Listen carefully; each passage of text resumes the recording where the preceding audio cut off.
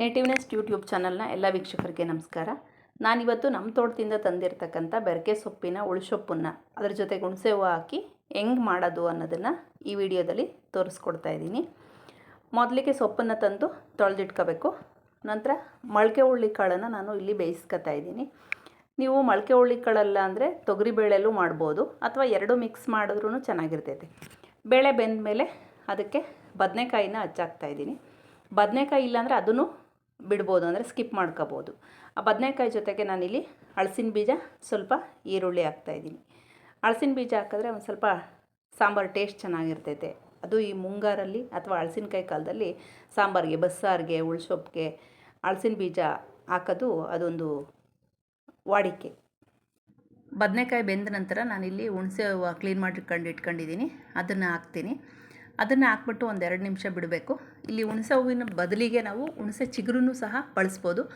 ನೇಟಿವ್ನೆಸ್ YouTube ಚಾನಲಲ್ಲೇ ಹಿಂದೆ ಒಂದು ಹುಣಸೆ ಚಿಗುರನ್ನ ಹಾಕಿ ನಾವು ಉಳ್ಸೊಪ್ಪನ್ನು ಮಾಡೋದನ್ನು ಸಹ ತೋರಿಸ್ಕೊಟ್ಟಿದ್ದೀನಿ. 2 ನಿಮಿಷ ಕುದ್ದು ಅದ್ರ ರಸ ಬಿಟ್ಕೊಬೇಕು. ಆನಂತರ ಇಲ್ಲಿ ನಾನು ತೊಳೆದಿಟ್ಕೊಂಡಿರೋ ಸೊಪ್ಪನ್ನು ಹಾಕ್ತಾಯಿದ್ದೀನಿ. ಸೊಪ್ಪನ್ನು ಎಳೆ ಸೊಪ್ಪಾಗಿದ್ದರಿಂದ ನಾನು ಹಚ್ಚಿಲ್ಲ, ಅದನ್ನು ಹಂಗೆ ಹಾಕ್ತಾಯಿದ್ದೀನಿ. ಇದು ಬೆರಕೆ ಸೊಪ್ಪು. ಅದ್ರ ಜೊತೆಗೆ ಈ ಸೊಪ್ಪಲ್ಲಿ ಇದರಲ್ಲಿ ಗೋಣಿ ಸೊಪ್ಪು, ಮುಳ್ಳರವೆ ಸೊಪ್ಪು, ದೊಗ್ಲರವೆ ಸೊಪ್ಪು, ಗಂಧದ ಸೊಪ್ಪು, ಅನ್ಗೊನೆ ಸೊಪ್ಪು, ಸಕ್ವಂತದ ಸೊಪ್ಪು, ಇದೆಲ್ಲ ಸೊಪ್ಪು ಇರೋದ್ರಿಂದ ಸಾಂಬಾರು ತುಂಬ ಟೇಸ್ಟಾಗಿ ಬರುತ್ತೆ. ಅದರೊಳಗೆ ಬೆರಕೆ ಸೊಪ್ಪು ಅಂತಲೇ ಬರ್ತಾರೆ ನಗರದಲ್ಲಿ ಮಾರ್ಕೊಂಡು. ನೀವು ಆ ಸೊಪ್ಪನ್ನು ತಗೊಂಡು ಉಳ್ಸೊಪ್ಪನ್ನು ಸಹ ಮಾಡ್ಬೋದು. ಈ ಸೊಪ್ಪನ್ನು ನಾನು ನೋಡಿ ಎಲ್ಲ ಮಿಕ್ಸ್ ಮಾಡ್ತಾಯಿದ್ದೀನಿ. ಈಗಲೇ ನಾನು ಇದಕ್ಕೆ ಖಾರದ ಪುಡಿ ಬೇಡ ನಮಗೆ ಅಂದರೆ ನೀವು ಹಸಿಮೆಣ್ಸಿನ್ಕಾಯಿ ಯೂಸ್ ಮಾಡ್ಬೋದು, ಒಣಮೆಣ್ಸಿನ್ಕಾಯಿನೂ ಯೂಸ್ ಮಾಡ್ಬೋದು. ಖಾರದ ಪುಡಿ ಹಾಕಿ ನಂತರ ಅದಕ್ಕೆ ಮಸಾಲೆ ಪುಡಿನೂ ಹಾಕ್ತಾಯಿದ್ದೀನಿ ಇವಾಗಲೇ. ಇದು ಹಾಕೋದ್ರಿಂದ ಏನಾಗುತ್ತೆ ಅಂದರೆ ಆ ಸಾಂಬಾರು ಜೊತೆಗೆ ಇವಾಗೇ ಎಲ್ಲ ಚೆನ್ನಾಗಿ ಕುದ್ದುಬಿಟ್ಟು ಚೆನ್ನಾಗಿ ಮಿಕ್ಸ್ ಆಗಿ ತುಂಬ ಟೇಸ್ಟ್ ಬರುತ್ತೆ ಸಾಂಬಾರು. ಆನಂತರ ರುಚಿಗೆ ಎಷ್ಟು ಬೇಕೋ ಅಷ್ಟು ಉಪ್ಪನ್ನು ಹಾಕ್ಬಿಟ್ಟು ನಾನು ಒಂದು ಸರಿ ಅದನ್ನು ಮಿಕ್ಸ್ ಮಾಡಿ ಆನಂತರ ಪ್ಲೇಟ್ ಮುಚ್ಚಿ ಮತ್ತೆ ಬೇಯಿಸ್ಕೋಬೇಕು ಅದನ್ನು ಒಂದು 10 ನಿಮಿಷ. ಯಾಕಂದರೆ ಸೊಪ್ಪನ್ನ ಜಾಸ್ತಿ ಬೇಯಿಸಬಾರ್ದು, ಅದರಲ್ಲಿರೋ ವಿಟಮಿನ್ಸ್ ಎಲ್ಲ ಹಾಳಾಗುತ್ತೆ. ಈಗ ಸಾಂಬಾರು ಕುದೀತೈತೆ, ಸೊಪ್ಪು ಮತ್ತು ಬದನೆಕಾಯಿ ಎಲ್ಲ ಚೆನ್ನಾಗಿ ಬೆಂದೈತೆ. ನೋಡಿರಿ, ಇಲ್ಲಿ ತೋರಿಸ್ತಾ ಇದ್ದೀನಿ, ಸೊಪ್ಪೆಲ್ಲ ಚೆನ್ನಾಗಿ ಬೆಂದೈತೆ. ಈಗ ನಾನು ಮುದ್ದೆಗೆ ಅಂತ ಮಾಡಿರೋದು ನಾನು ಅದಕ್ಕೆ ಒಂದು ಸ್ವಲ್ಪ ತೆಳುವು ಮಾಡ್ಕೊಂಡಿದ್ದೀನಿ. ನೀವು ರೊಟ್ಟಿಗೂ ಮಾಡ್ಕೊಬೋದು. ಇದನ್ನು ನೀರು ಒಂದು ಸ್ವಲ್ಪ ಕಡಿಮೆ ಹಾಕಿ ಸ್ವಲ್ಪ ಗಟ್ಟಿಗೆ ಮಾಡ್ಕೊಳ್ರಿ.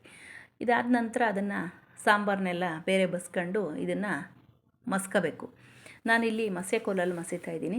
ಕೆಲವರು ಅದನ್ನು ಮಿಕ್ಸಿಗೆ ಹಾಕ್ತಾರೆ. ಮಿಕ್ಸಿಗೆ ಹಾಕಿದ್ರೆ ಅಷ್ಟೊಂದು ಟೇಸ್ಟ್ ಇರೋಲ್ಲ, ಕೋಲಲ್ಲೇ ಮಸ್ಕೊಬೇಕು. ಆವಾಗ ಸಾಂಬಾರು ತುಂಬ ಟೇಸ್ಟಾಗಿರ್ತೈತೆ. ಈಗ ನಾನು ಅದನ್ನೆಲ್ಲ ನುಣ್ಣಗೆ ಮಸ್ಕೊಂಡಿದ್ದೀನಿ. ಅದರಲ್ಲಿ ಸೊಪ್ಪು ಬದನೆಕಾಯಿ ಎಲ್ಲ ನುಣ್ಣಗಾಗೈತೆ. ಈಗ ಬಸ್ಕೊಂಡಿರ್ತಕ್ಕಂಥ ನೀರನ್ನು ಮತ್ತೆ ಆ ಸಾಂಬಾರಿಗೆ ಹಾಕಿ ಚೆನ್ನಾಗಿ ಮಿಕ್ಸ್ ಮಾಡಬೇಕು. ಯಾಕಂದರೆ ಅದು ಮಸ್ತಿರೋದೆಲ್ಲ ತಳದಾಗ ಗಟ್ಟಿಗಿರುತ್ತಲ್ಲ, ಅದನ್ನೆಲ್ಲ ಸೌಟಾಗಿ ಚೆನ್ನಾಗಿ ತಿರುಗ್ಕೊಂಡ್ರೆ ಆವಾಗ ಸಾಂಬಾರು ಮತ್ತು ಆ ಮಸ್ತಿರೋದೆಲ್ಲನೂ ಚೆನ್ನಾಗಿ ಮಿಕ್ಸ್ ಆಗ್ತೈತೆ. ಅದಾದ ನಂತರ ನಾವು ಸಾಂಬಾರಿಗೆ ಒಗ್ಗರಣೆಗೆ ಹಾಕ್ಕೊಬೇಕು. ನಾನಿಲ್ಲಿ ಒಗ್ಗರಣೆಗೆ ಒಂದು ಸ್ವಲ್ಪ ಎಣ್ಣೆ ಹಾಕ್ಕೊಂಡು ಅದಕ್ಕೆ ಕರಿಬೇವಿನ ಸೊಪ್ಪು, ಜೀರಿಗೆ, ಒಣಮೆಣಸಿನ್ಕಾಯಿ ಮತ್ತು ಬೆಳ್ಳುಳ್ಳಿಯನ್ನು ಹಾಕಿ ಒಗ್ಗರಣೆಗೆ ಹಾಕ್ತೀನಿ. ನೋಡಿರಿ, ಈಗ ಸಾಸಿವೆ ಸಿಡ್ದಾದ್ಮೇಲೆ ಫಸ್ಟು ಜೀರಿಗೆ ಹಾಕ್ಕೊಬೇಕು. ಯಾಕಂದರೆ ಅದರ ಜೀರಿಗೆ ಫ್ಲೇವರ್ ಒಂದು ಸ್ವಲ್ಪ ಬಿಟ್ಕೊಬೇಕು ಸಾಂಬಾರಿಗೆಲ್ಲ ಒಗ್ಗರಣೆಯಲ್ಲಿ. ಆನಂತರ ಬೆಳ್ಳುಳ್ಳಿ ಮತ್ತು ಒಣಮೆಣಸಿನ್ಕಾಯಿ ಹಾಕ್ಕೊಂಡು ಅದೊಂದು ಸ್ವಲ್ಪ ಕೆಂಪಗಾದ್ಮೇಲೆ ಕರಿಬೇವಿನ ಸೊಪ್ಪು ಹಾಕ್ತೀನಿ. ಅದು ಹಸಿ ಕರಿಬೇವಿನ ಸೊಪ್ಪು ಹಾಕಿದ್ರೆ ಇನ್ನೂ ಸಾಂಬಾರು ತುಂಬ ಟೇಸ್ಟಾಗಿರ್ತೈತೆ. ನಾನಿಲ್ಲಿ ಹಸಿ ಕರಿಬೇವಿನ ಸೊಪ್ಪು ಹಾಕ್ತಾಯಿದ್ದೀನಿ. ಇಲ್ಲಾಂದರೆ ಒಣ ಕರಿಬೇವಿನ ಸೊಪ್ಪನ್ನು ಹಾಕ್ಕೊಬೋದು.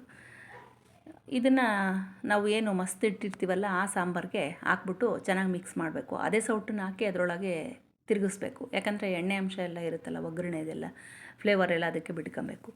ಅದಾದ ನಂತರ ನಾವು ಹಚ್ಚಿಟ್ಕೊಂಡಿರ್ತಕ್ಕಂಥ ಕರಿಬೇವಿನ ಸೊಪ್ಪನ್ನು ಅದಕ್ಕೆ ಹಾಕ್ತೀನಿ ಸಾಂಬಾರಿಗೆ. ನೀವು ಬೇಕಂದರೆ ಹಸಿ ತೆಂಗಿನಕಾಯಿ ತುರಿಯನ್ನು ಬೇಕಾದರೆ ಹಾಕ್ಕೊಬೋದು, ಇಲ್ಲಾಂದರೆ ಅದನ್ನು ಸ್ಕಿಪ್ ಮಾಡ್ಬೋದು. ನಾನಿಲ್ಲಿ ಕಾಯಿ ತುರಿ ಹಾಕೊಂಡಿಲ್ಲ. ನಾನು ಮುದ್ದೆಗೆ ಅಂತ ಇದೀಗ ಸಾಂಬಾರನ್ನು ಮಾಡಿರೋದು.